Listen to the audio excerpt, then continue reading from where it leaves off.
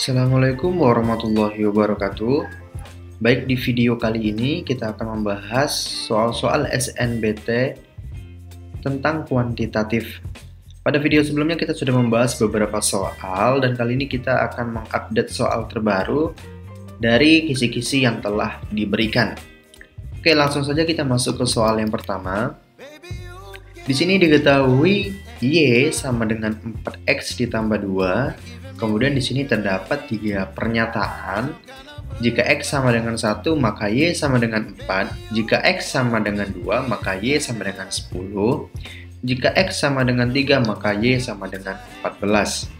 Jadi kita di sini untuk mencari manakah dari ketiga pernyataan ini yang benar, ya. Kemudian untuk mengerjakannya di sini cukup mudah, teman-teman.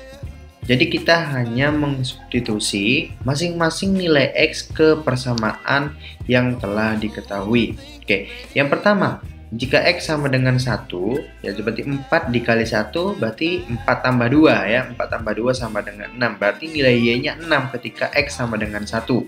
Ya, sama dengan 6. Berarti pernyataan yang pertama benar atau salah? Jelas salah ya. Kemudian pernyataan yang kedua, jika X sama dengan 2, berarti 4 kali 2, 8, 8 tambah 2, 10, berarti Y-nya benar. Sama dengan 10, berarti pernyataan yang kedua merupakan pernyataan yang benar. Kemudian, jika X sama dengan 3, berarti 4 kali 3, 12, 12 ditambah 2 sama dengan 14. Pernyataan yang ketiga juga merupakan pernyataan yang benar. Sehingga di sini kita memiliki dua pernyataan yang benar, yaitu pernyataan kedua dan pernyataan yang ketiga. Sehingga jawaban yang tepat adalah jawaban yang C. Jika teman-teman jumpa soal dengan tipe seperti nomor 1 ini, dipastikan teman-teman bisa mengerjakan dengan baik dan benar. Oke, kita lanjut ke soal berikutnya, soal yang nomor kedua. Soal ini merupakan soal yang sudah kita bahas pada video sebelumnya, ya, dan juga sering keluar pada soal SNBT tahun sebelumnya mengenai hubungan antara kuantitas P dan Q, ya. Di sini kita memiliki pertidaksamaan 2X tambah 1 sama kurang dari 4, ya. Berarti kalau kita selesaikan di sini 2X kurang dari 4 dikurang 1, ya.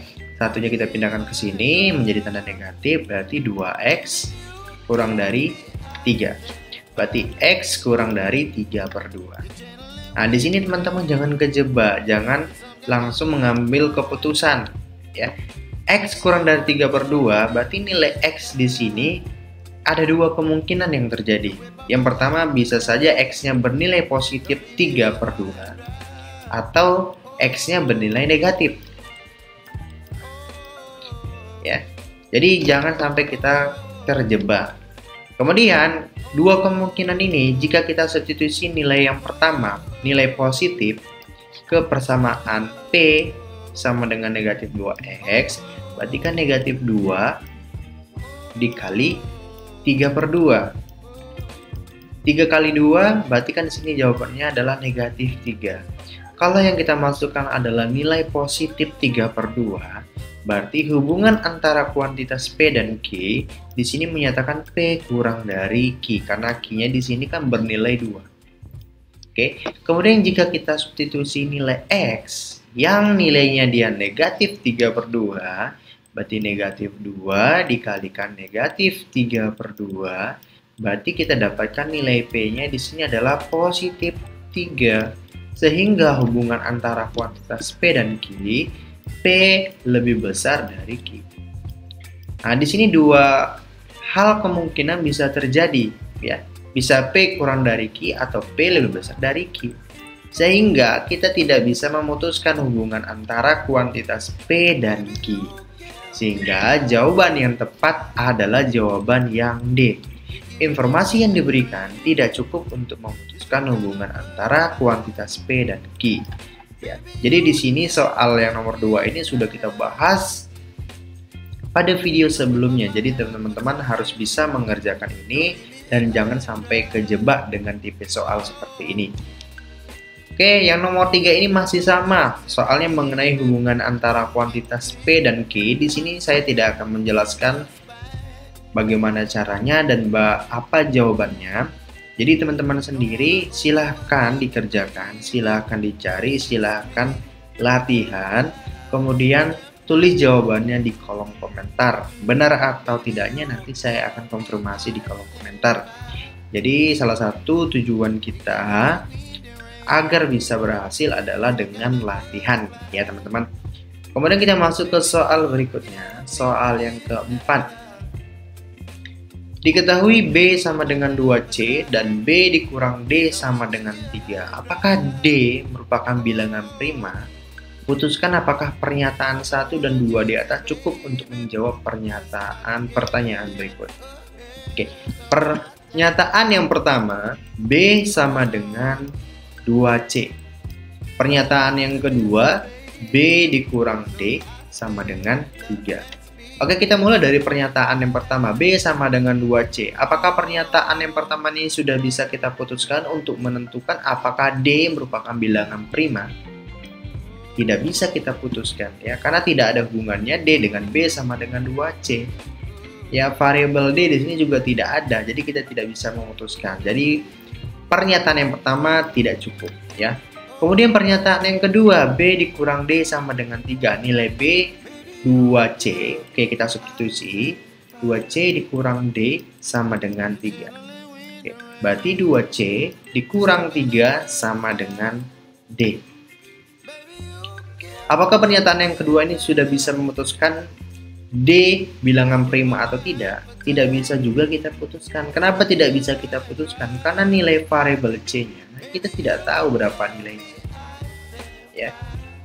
Jadi pernyataan yang kedua juga tidak cukup untuk memutuskan apakah D merupakan bilangan prima atau tidak ya teman-teman. Jadi harus fokus teman-teman mengerjakan tipe soal seperti ini.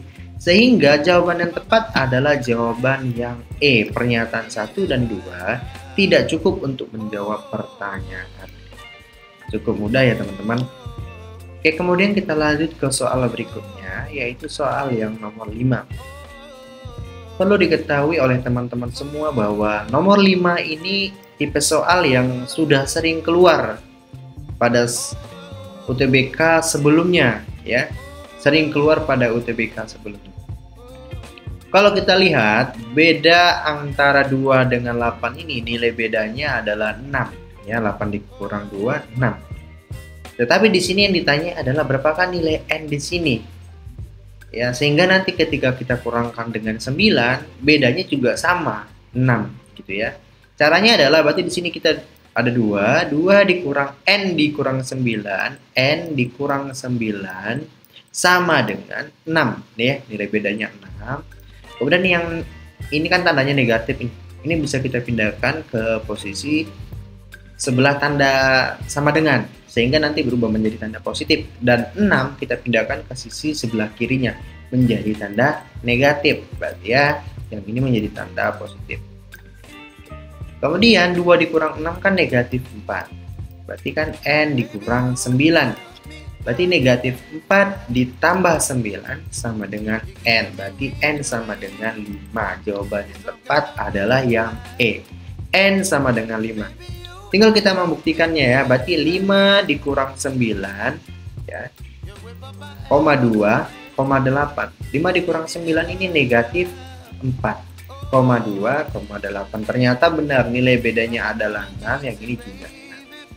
Berarti nilai jawaban 5 sudah tepat ya. Jadi teman-teman perlu latihan lagi untuk mengkaji soal-soal mengenai deret dan barisan aritmatika. Oke, kemudian kita lanjut ke soal yang nomor 6. Nomor 6 di sini diketahui fungsi f dan g ya didefinisikan sebagai berikut. Fx sama dengan x kuadrat ditambah 4x tambah 2 dan gx sama dengan x tambah 6. Absis terkecil semua titik potong. Grafik fungsi f dan g adalah. Jadi di sini teman-teman, pertama kali yang harus kita tahu adalah absis itu apa? Ya, absis itu apa? Di sini ada dua, ada absis dan ada ordinat. Jadi bagi teman-teman yang belum pernah mendengar kata absis atau ordinat, ya, absis di sini adalah sumbu X, sedangkan ordinat ini adalah untuk sumbu Y. Berarti yang ditanya di sini adalah nilai X terkecil dari titik perpotongan fungsi f dan g. Kalau di sini tidak dikatakan sebagai titik potong dari fungsi f dan g, berarti nilai fungsi fx-nya itu sama besar dengan fungsi gx-nya. Oke, fungsi fx nilainya adalah x kuadrat ditambah 4x ditambah 2, sedangkan nilai fungsi gx-nya adalah x ditambah 6. Oke, x tambah 6 ini kita pindahkan posisinya ke sebelah kiri sehingga berubah tanda menjadi tanda negatif keseluruhannya, ya. Berarti di sini menjadi x kuadrat ditambah 4x ditambah 2 dikurang x dikurang 6 sama dengan 0. Berarti x kuadrat 4x dikurang x 3x 2 dikurang negatif 6, ya. Berarti di sini dikurang 4 sama dengan 0.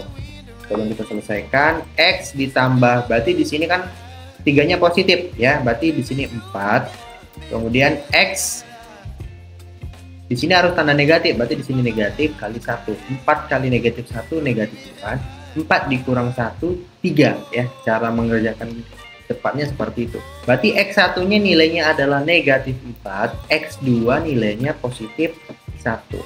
Yang ditanya adalah nilai absis terkecil, nilai X terkecil. Berarti nilai X terkecil adalah negatif 4. Jawaban yang tepat adalah yang C. Kalau absis terbesarnya berarti nilainya positif 1, ya. Nah, jadi cara mengerjakan soal nomor 6 seperti ini. Jika teman-teman menjumpai tipe soal seperti ini, jangan sampai tidak bisa, karena sudah saya jelaskan dengan detail. Oke, mungkin cukup sekian video kita kali ini. Di next video mungkin saya akan membahas soal UTBK tipe kognitif. Jadi dipantau terus channelnya ini. Oke, saya tutup. Assalamualaikum warahmatullahi wabarakatuh.